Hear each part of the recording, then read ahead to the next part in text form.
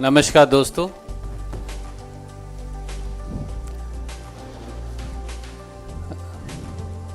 आप इधर आ जाइए सामने। आज इस विशेष पत्रकार वार्ता में आपका स्वागत है। इससे पहले कि मैं आदरणीय पी चिदम्बरम जी से अनुरोध करूं, जो आज एक अति महत्वपूर्ण विषय को लेकर, जो इस देश की जनता के पैसे, इस देश के फाइनेंसेस और इस देश में आए दिन होने वाले बैंक फ्रॉड्स और डूबता हुआ बैंकों में इस देश के 125 करोड़ लोगों का पैसा, बैंकिंग व्यवस्था पर लोगों की विश्वसनीयता की कमी, इन सब को लेकर आज पी चिदम्बरम साहब आपके बीच में उपस्थित हैं। मैं उनसे बगैर किसी विलंब के अनुरोध करूंगा कि वो इस बारे में अपना वक्तव्य आपको देंगे। आदरणीय चिदम्बरम साहब।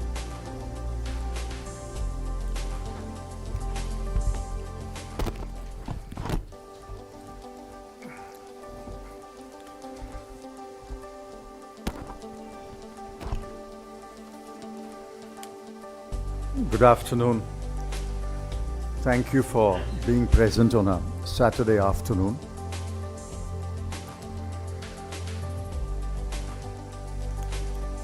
Shri Randeep, Surjewala and I are here to address you on the collapse of Yes Bank, the fifth largest private sector bank in India.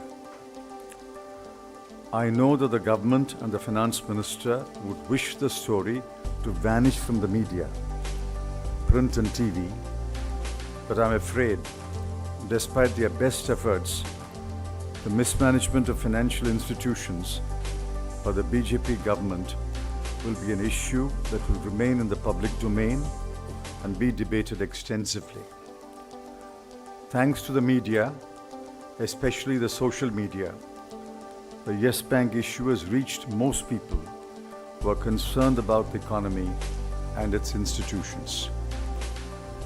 The best judge of the management of the economy is the market, not the finance minister, nor any ex-finance minister, nor any newspaper. Even allowing for the effect of the coronavirus threat, it is noteworthy that yesterday the Sensex fell by 884 points. The price of an SBI share fell by rupees 18, and the rupee to US dollar declined by 54 paise or minus 0.74%. The price of an Yes Bank share fell from rupees 36.80 to rupees 16.15. Actually, it is worthless. Yesterday, I put out some numbers regarding the loan book of Yes Bank. Since the numbers are significant and you need to reflect on them, I'm repeating that data. I've given the year and the outstanding loans. March 2014, rupees 55,633 crore. March 2015, rupees 75,550 crore. March 2016, rupees 98,210 crore. March 2017, rupees 1,32,263 crore. March 2018, rupees 2,03,534 crore. March 2019, rupees 2,41,499 crore. Please notice the jump from March 2014 to March 2019. The loan book was allowed to grow despite bank supervision by the RBI and government at the rate of 35% a year.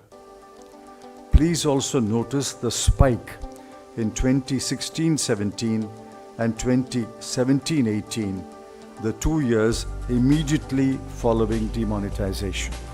Is no one in the RBI or government accountable? Which committee or who authorized the grant of new loans after March 2014. Were not the RBI and government aware that Yes Bank was on a loan-giving spree? It was not banking, but buccaneering. Did no one in the RBI and the government read the balance sheet of the bank at the end of every year? Why did nothing change after the CEO was replaced and a new CEO appointed in January 2019? Why did nothing change after a former deputy governor of the RBI was appointed to the board of Yes Bank in May 2019? Why did the alarm bells not ring when Yes Bank reported its first ever quarterly loss in the quarter January-March 2019? The Yes Bank fiasco is only part of the mismanagement of financial institutions under the watch of the BJP government. Here are some crucial data points. 1. As of December 2019, the total impaired assets of the banking sector stood at rupees 16,88,600 crore or 15.7% of the total advances. 2. Total write-offs since FY 2014 have amounted to rupees 7,78,000 crore or 7.3% of the total advances.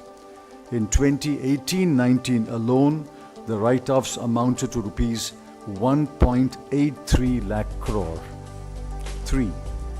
As of December 2019, gross NPAs stood at rupees 9,10,800 crore. 4. The size of gross NPAs may be underestimated. The number will rise once the moratorium on declaring stressed assets of SMEs is lifted on March 31, 2020. 5. The Mudra scheme has seen a write-off of about 2 lakh crore rupees, besides generating an NPA of over rupees 17,000 crore in the 4.5 years since its inception. 6. According to the FM's answer to a question in Parliament, the amount involved in frauds in banks and select financial institutions increased from rupees 10,171 crore in 2013-14 to rupees 1,43,068 crore in the first 3 quarters of 2019-20. Those are points for you and the people to ponder. Let me return to the Yes Bank story and the resolution plan proposed by SBI.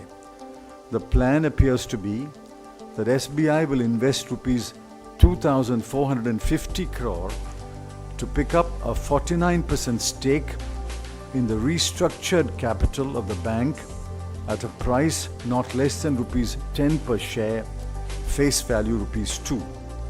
This is bizarre when the net worth of the bank is perhaps zero. We will await details of the plan before we comment further. I stated yesterday that a better option would be for SBI to take over, under orders of RBI, the loan book of Yes Bank at 1 rupee and an obligation to assure all depositors that their money is safe and will be returned. Simultaneously, SBI should make every effort to recover as much as possible of the outstanding loans. There are other options that can be explored in consultation with former governors Dr. Rangarajan and Dr. Y.V. Reddy. The Yes Bank story is not over, but I shall stop for the present and answer a few questions on the subject.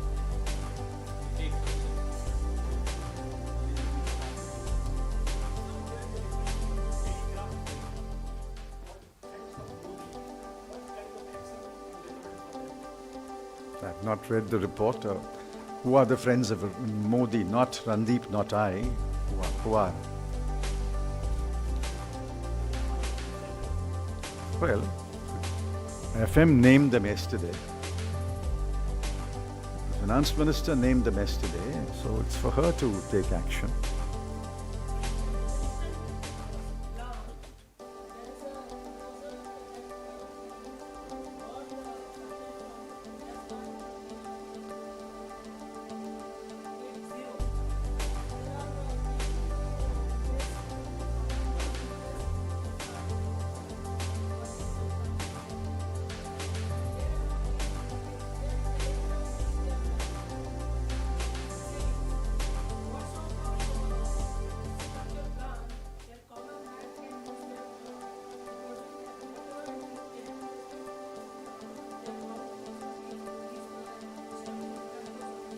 See, we have said in our statement that depositors who deposited money with Yes Bank, either as current account or savings account or fixed deposit, they must be fully protected. Now, I don't know the size of exposure of Yes Bank bonds to mutual funds. I don't know which mutual funds invested how much in the bonds of Yes Bank. So without those numbers, it'll be very difficult to comment. That's why I said let's wait for the details of the plan. But the plan proposed as of yesterday night appears to be quite bizarre. That you're buying a worthless share for a price of not less than rupees 10.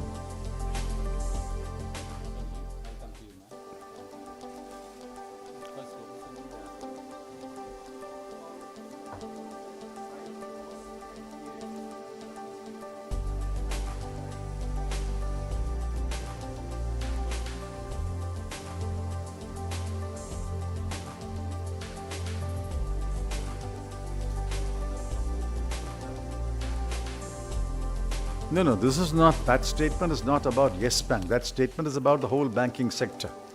Today there is a moratorium on declaring as stressed assets SME loans. Therefore, that moratorium, I'm told, will be lifted on March 31. Oh, that's the proposal. So once that moratorium is lifted, a big part or a sizable part of those loans will become stressed. This is for the whole banking system. I'll come to you.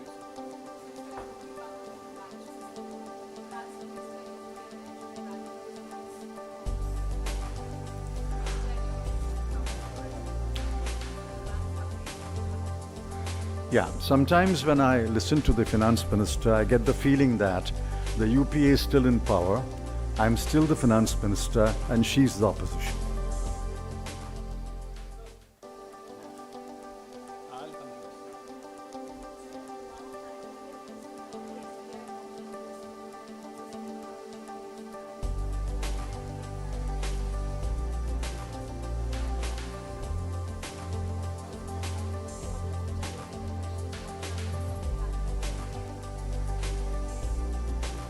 I don't get the impression that SBI is a volunteer in the Rescue Act.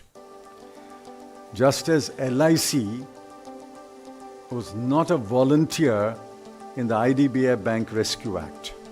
These are command performances. I'll come. I'll come to you, sir. I'll come to you and then I'll come.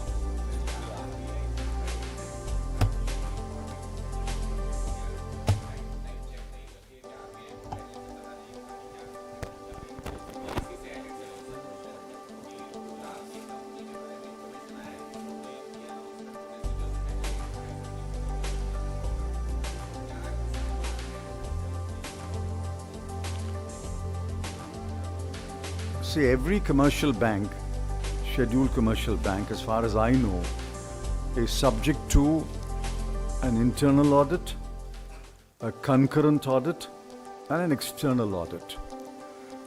The balance sheet has to be submitted to the RBI.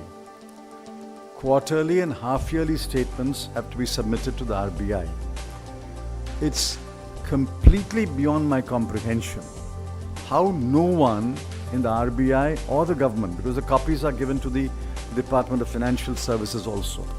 No one in the RBI seems to have read the balance sheet.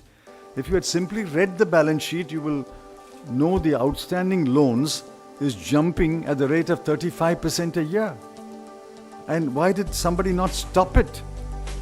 Sometime, say 2015 or 16. This is a matter that must be thoroughly inquired into. How is it that no official of the Department of Financial Services, no official of the RBI, no auditor notice that the jump in the loan book at 35% a year?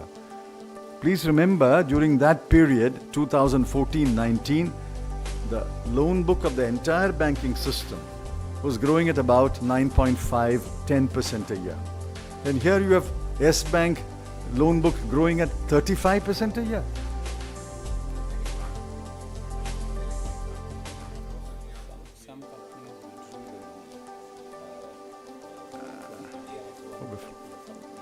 Well, if somebody had insider information and withdrew the money, that money has to come back to the bank. But I don't know the facts, so I can't comment more.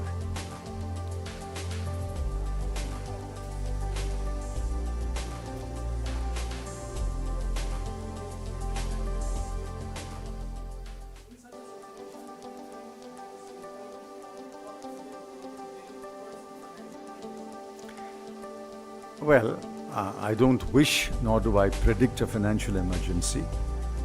All this points to mismanagement.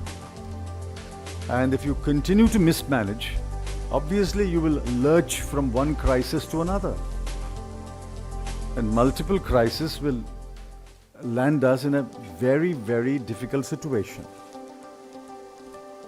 Yesterday, I pointedly asked, does the finance minister know the numbers that I've put out? Whether she knew it before I put it out or whether she knew it after I put it out is immaterial. Once these numbers are before her, was she not bound to answer one simple question? How did the loan book jump from 55,000 crore in 2014 March to 2,41,000 crore in 2019 March? That is a period of 5 years when, let me say with humility, I was not the finance minister.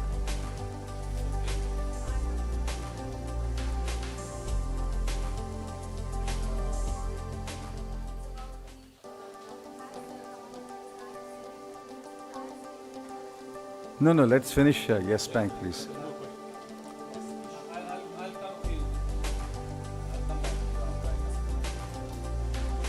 Yes. I don't know.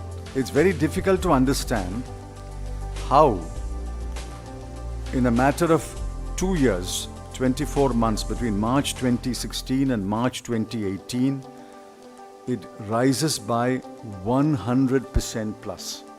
98,000 crore to 203,000 crore. It's a 100% jump. It doubles. I don't think there's any bank in India which doubled its loan book in 24 months. So one must look into it.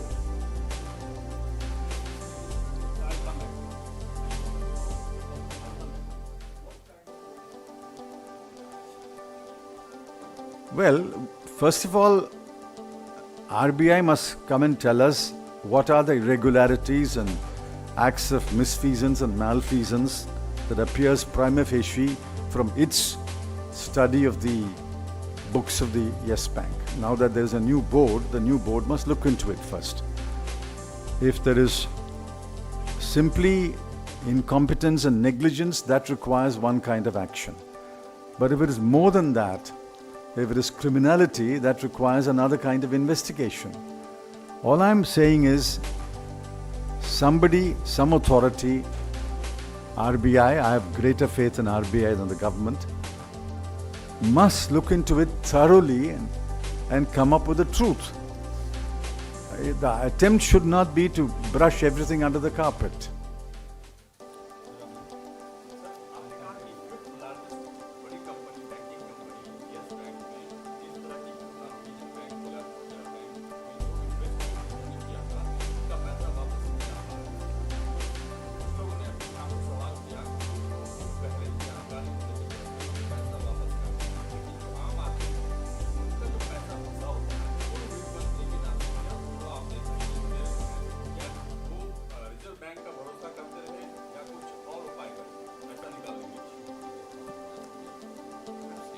See, whoever takes over the bank must take over with the condition that all depositors' money is safe.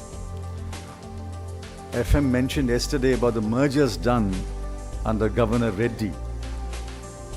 I urge you to read Governor Reddy's book, Advice and Dissent, I think about page 284 or so. Every depositor of GTB was assured and given back his or her money.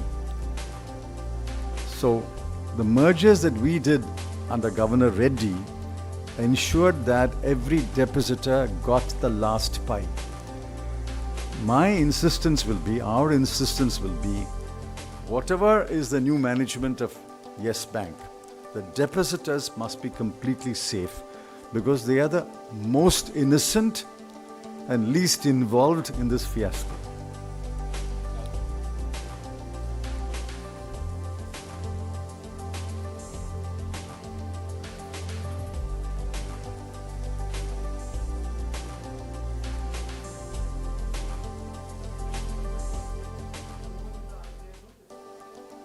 Well, that appears so.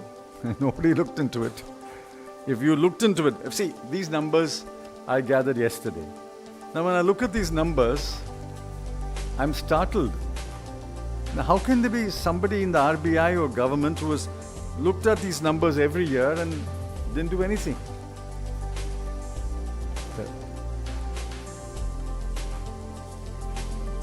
No, I didn't say they will fix accountability. I said, is no one in the RBI or government accountable? Accountability has to be fixed.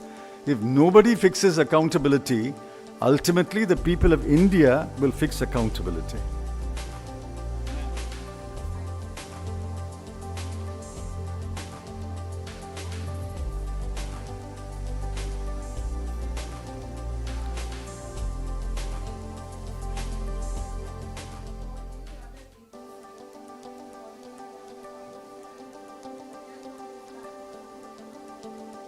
No, the RBI does not audit the banks. RBI appoints the auditors. The independent auditors are auditing the banks.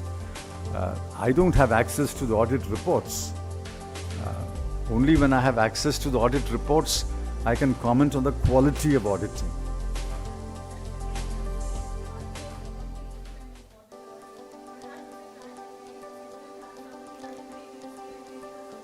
Well, I'm not so sure that that's a better solution. Banks have been supervised all these years by the RBI. There's no reason why the power of supervision should be taken away from the RBI. Even if you take it away from the RBI, you'll have to create another institution with equal powers and authority. And that was tried in the UK and didn't succeed. So I'm not at all advocating that we take away the power of regulation and supervision from the RBI. But somebody must tell us what went wrong, where was a regulatory failure, so that we can fix that problem.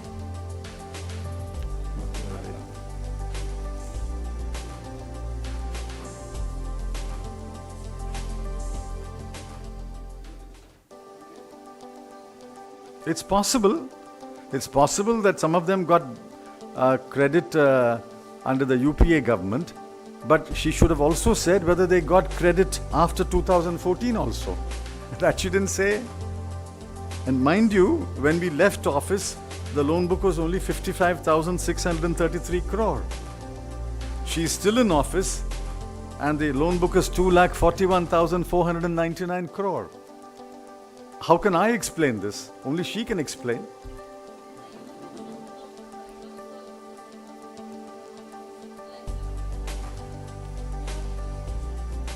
Well, I don't know. I don't have access to data. I have gathered this data. It's for the government to tell us whether this data is correct or not. If it is not correct, please tell us where the mistake is. If it is correct, then please tell us who benefited from the write-offs. It's for the government. You should ask this question to the government. Yesterday I noticed that not even this many questions were asked to the finance minister. Everybody?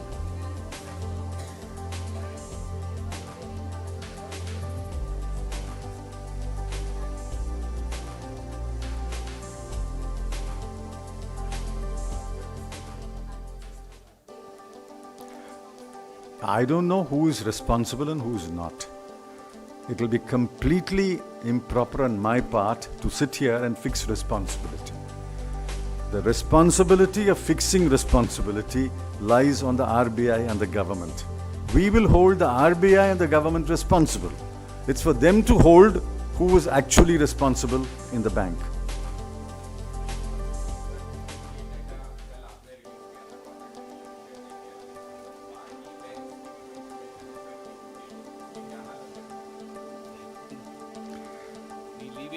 Why are you not asking the government this question?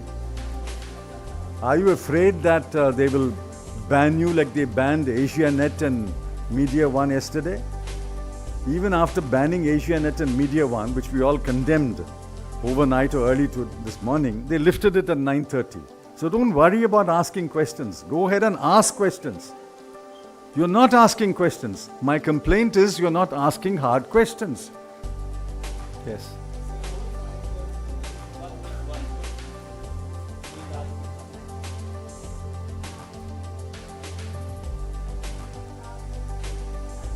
No, let's finish this, please. Let's finish this, please.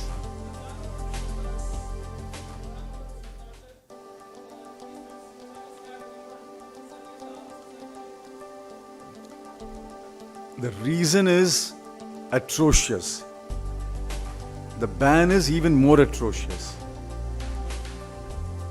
Thankfully, wiser counsel prevailed and they lifted the ban at about 9:30 or 10 this morning. About what? Yes.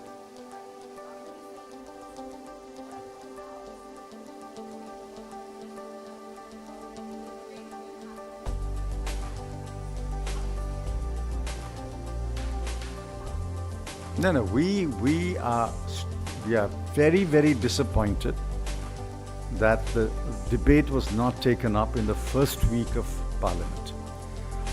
In fact, somebody tweeted, there is a parliament which is discussing the Delhi riots, and it is not the Indian Parliament. The discussion took place in the House of Lords in England. I sincerely hope that both presiding officers will allow a debate to start at 11 a.m. on the 11th of March 2020. Thank you. Thank you, sir.